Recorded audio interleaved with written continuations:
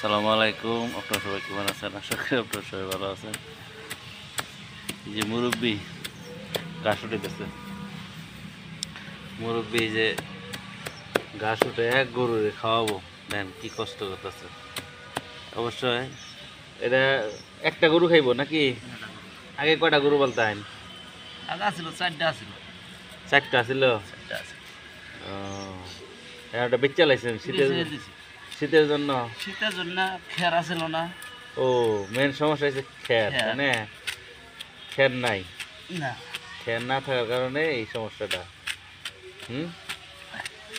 গরুতে লাভ কিরকম? না ভালোই হয়। গরুতে লাভ ভালো হয়। হ্যাঁ, আপনি কি গরু বলে কি স্বাবলম্বী নাকি? হ্যাঁ, নাকি শখের খাতিরে পালেন?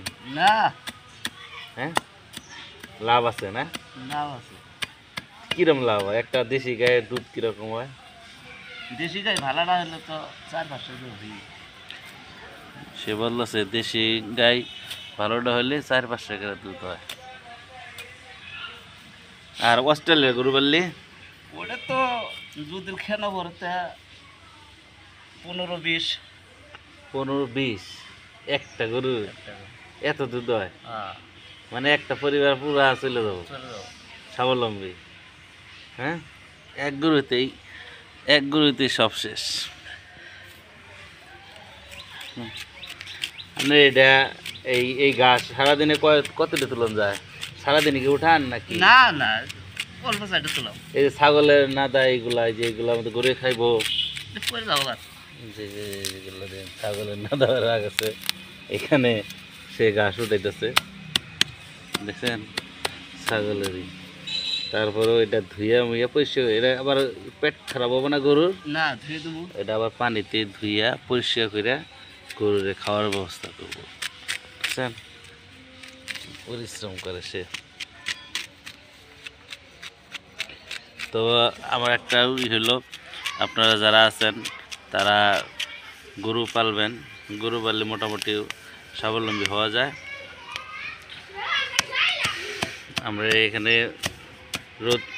গায়ে রোদ লাগাইতেছি, তো নিয়ে এসে ঘাস উঠাইতেছে। এই একটা ফাঁকা জায়গা, এখানে একটা ফাঁকা জায়গা, এখানে একটা ফাঁকা পরিবেশ, এই জন্য এখানে ঘাস উঠাইতেছে। তো আজকে এই পর্যন্তই, ভালো থাকবেন, আল্লাহ হাফেজ।